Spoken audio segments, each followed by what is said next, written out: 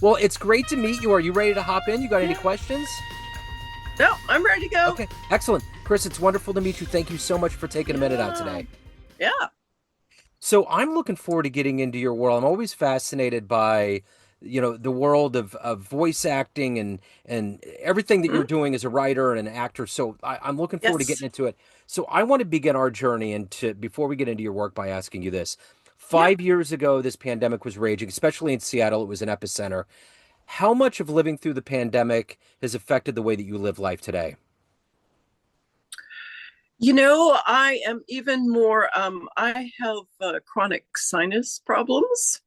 And and then because I'm a voice actor, if I get a cold, I can't work. And because I have sinus problems, if I get a cold, I can be sick for a month and a half. Yeah. And so it's made me I avoid people more simply because I don't know who's running around out there breathing their, germs on Yeah. everyone. Yeah. Yeah. so, but it was really interesting because during the pandemic, I actually found more of a demand for my skills, and I had one of my best business years during the pandemic. Wow. So, Well, that was the time for people to listen to audiobooks. I've always been really good about taking things in through audio. I love reading, but I read slow, yeah, so audiobooks are a yeah, godsend to me. yeah. So let me ask you this. There's all kinds of titles that you have, but if I was to boil down exactly what you do on a daily basis, I'm going to put you in front of a bunch of 12-year-olds. It's career day, and one of the kids is like, "Hey, what do you do for a living?" How do you answer them? I tell stories. That's what I do. I tell stories. I'm a storyteller. So what did you want to be when you were 12 years old? What was your dream job? Uh, I wanted to be a model. Okay. So take me back to where you were born and raised. What was the seed that was sown that wanted you to become a model and then to become a storyteller and a voice actor? How did this happen? I was born in Worcester, Ohio, and but we moved out of the Midwest into Wenatchee, in Eastern Washington when I was about eight, 8 or 9. Yeah, and I don't miss the weather in the Midwest. Sorry to say. Right. I hear you. I get it. I do. I do. But I got started in my interest in storytelling, performing, you know, being a performing artist. I got started as a singer in choir, Yeah. and I just really enjoyed singing. My dad enjoyed singing, and so I sort of got that from his interest too. But I just really enjoyed it, and I just kept going in choir all the way through junior college, actually. And then got tired of standing up, you know, in a black dress for a long time, squished between other people. Yeah. Yeah. So that's it, it was my interest in singing. So how did you get into voice acting? How did you get into this world of audiobook narration and storytelling? How did that happen? Yeah. Well, um, I I decided I wanted to do. I quit singing for a while, and then I got back into singing. I started with voice lessons again, and then it's like, well, what else can I do? I'm tired of choir. I don't want to be in a choir again. And so a blind date took me to a Gilbert and Sullivan production, and on the back of the program it said, "We're looking for chorus members," and I'm like, okay, I'm going to try this. And I was in the next production, and I got to be a fairy with wings, and I got to dance on stage and sing. And I said, this is a heck of a lot better than standing on risers in a black. Yeah. Yeah. And and that led to, I want to be at the front of the stage. Well, to be at the front of the stage, I had to take acting lessons. Uh-huh. And then it just snowballed from there. I started doing more and more acting. I got out of musical theater, went into straight acting, got into film, and then was looking for more of an outlet for my acting. And somebody said, well, why don't you try voiceover? And that was really great because it combines my acting and my singing skills. Yeah. I use my singing skills every time I step in front of the mic, along with my acting skills. Yeah. And so that it was just a great combination. And then audiobooks are the one place an actor immediately gravitates to. I Yeah. mean, who doesn't want to, do several different voices, several different characters all at one Yeah. time? Yeah, So for sure. yeah, so that's really how I got into audiobooks. And then I'd say I started doing audiobooks, and then I branched into other types of voiceover, and I still do a lot of character work. Yeah. Is one of my favorite things to do. So animation stuff. Um, let's see, you got to come up with a voice for an aardvark, a voice for an earthworm. Yeah. Yeah. So, who was your favorite actor, or what was one of your favorite movies growing up? Oh, oh boy. Well, I'm a sci-fi, I'm a Star Wars fan, of Okay. course. And of course the Harry Potter series films are great. Um, but I like when I was in college, I really liked foreign films. Okay. So like the original Cousin Cuisine Yeah. in French. Yeah. um, love Yeah. British films. My partner and I are love Downton Abbey. Yeah. Yeah. Yeah. Awesome. So I'd say the actors I admire like Judy Dench, Yeah. Helen Mirren. Yeah. Yeah. So, when did you know, what was the first project you did, say an audiobook or a voiceover, where you knew this was your calling, this was something you wanted to pursue? Did you have a flashpoint moment? No, I actually with voice acting, I really loved it right away. Yeah. I have to say I love telling a little shorter stories best, which is what I do for my YouTube channel and my podcast. Is I tell shorter stories, five generally 5 to 10 minute stories. That's I really love doing, and shorter e-learning. That sort of that 5 to 10 minute, really getting a story out there is really my favorite thing to do. And I've always loved comedy. I still love comedy. Love voicing funny stuff. Yeah. Yeah. So, who's been your hero? Who's been somebody that's been an inspirational force for you to really find your voice, find your path in life? Um, boy,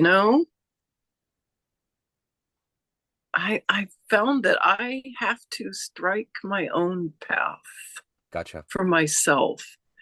Um, because simply I've got a lot of bad advice throughout the years. Yeah, I get it. I would have to say when I first went back to taking voice lessons, um, that I really appreciated that teacher being on the ball. And that's probably where I got at least set on the right path for myself and my voice. Um, because I'd always been told that I was an alto or mezzo soprano. And then I went to her and I said, well, I'm an alto, mezzo soprano. And she listened to me and said, no, you're not. I'm like, what? What? I'm in my late 30s. Yeah. I'm in mid 30s. And I'm finding out I'm a high soprano. Yeah. I mean, really, we're talking, on a good day, I could sing Queen of the Night. That's, it's way up here. Yeah. So, but learning that, she guided me through it, getting into that mindset when you think you're down here and no, you're way up here Yeah. was difficult. Yeah. And she really started me on the path that I have to listen to what I feel is best and not what everyone around me says is best for me. So, So let me ask you this. If you can meet a voice actor or an actor or actress that's alive right now, spend some time with them, see how they work, maybe it would help you on your journey. Would there be one? Would you want to meet one? uh, Helen Mirren, yeah. Okay. Yeah. That would be fun. She's had an amazing career and she continues Yeah. to have an amazing career. So if you had a dream tonight and you ran into a much younger version of you, say 18 years old, and you could give that version of you a piece of advice based on this life you've lived, the career you've had, the wisdom you've gained, what advice would you give your younger self? Listen to your gut and forge your own path, Yeah. and definitely keep going with the singing, and of course then expand that. Yeah, you can do acting. Yeah. You can do it. You can do it no matter what anyone else tells you. You can do it. So over the years, how have you found a balance between doing your work at a high level and taking care of your own soul? Do you find a balance? How do you go about each of your days to get that done? Oh, I really very much structure my week, and I leave a lot of time for just sitting down, uh, reading. I'm always looking for stories for my podcast. Reading, it's okay to have one favorite game I like to play. Just spending time relaxing during the day, going for walks, but very much structured. It's like Saturdays are Saturday and most of Sunday, those are my days off. I unless there's unless I have a audition or something that I absolutely have to get done. It's like I don't do any performing arts stuff during that time. Yeah. This is my downtime. I think it's really important that you take downtime. Yeah. Otherwise, you're just gonna get burnt out and Yeah. stressed. But it's structuring. I really stick to structuring my week. Yeah.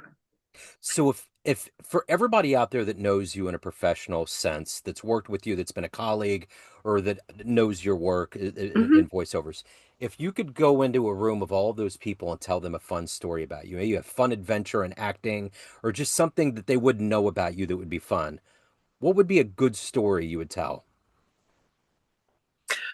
I think it because a lot of people don't know how I got into acting and how I got, on the stage. It's the blind date taking me to the Gilbert and Sullivan.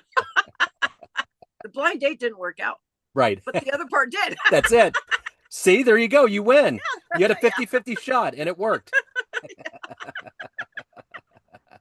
That's great. So let me ask you this. Of everything that you've done, accomplished, and more importantly, evolved to, what are you the proudest of?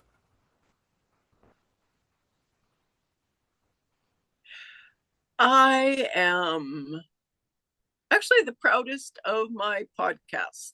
Yeah.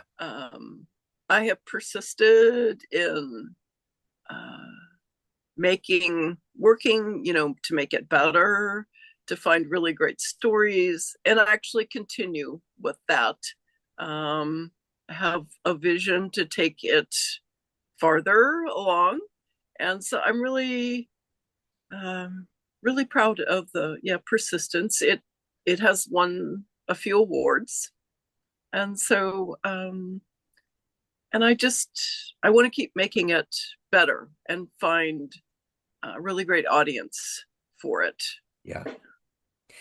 Being at my age, being between kind of the analog and the digital world, and always wanting to be in broadcasting, podcasting is such a wonderful, absolutely cool medium, isn't it? Yeah. Yes, it I mean, is. It you know, is. because growing up, you had like three channels, you had very limited voices, you Oh got yeah. all these stories culled from corporate America. And Yeah. now we have this egalitarianism, like wide open frontier of anything that you want. And if you're good Yes. at it and people like it, it's truly democratic. Yes, it is. Yes. You know, Yeah. it's a It great is. thing. It is. Yeah. Yeah. It's great. It's Yes. wonderful. So let me ask you this. Everyone out there has a perception of you, family, friends, all of your fans, everyone that listens to your podcast, everyone that hears your voice, but you run the show. What's your perception of you? Who do you think you are? Uh, Professional. I'm, professional, very much seeking, believing in equality and getting everyone's, any story I read, I'm getting their message out there. So it's work, it's collaborating. I'm a collaborator for sure. And I really love collaborating. Yeah, So professional collaborator. I Yes. love it. So if anyone wants to tune in to your wonderful podcast, any of the other good work that you do, all of the things, any questions, where's the best place for people to go? That would be my website, kriskeppeler.com, Okay. because you can link to all my work out there. My podcast is on all the major platforms. Does This Happen to You? And then you can find my YouTube channel under my name, Kris Keppeler. It will come up. Okay. So, yeah. And now I started a Substack publication also. Okay, cool. I will put all of these links in the show notes. Kris, this has been wonderful. It's been so great to get to know you. Thank you for your story, and best of luck with everything. Thank you. Absolutely. Thanks for having me. Hello, friends. Joe Dimino here. I just wanted to let you know that after 30 years or so, I have finally released my first book of poetry through the mighty Spartan Press here in Kansas City, Missouri. As the creator and host of both Neon Jazz Radio and the Famous Interviews with Joe Dimino podcast, along with being a visual artist, I'm ready to embark on a new adventure and want you to be a part of it. You can get a copy online via Barnes & Noble, Amazon, and actually on the streets in Kansas City at the great Prospero's bookstore off 39th Street. You can also visit joedimino.com for links to the book, to more poetry, and everything in my world, including paintings. Thanks for all of the love and support over the years, and please dig the words.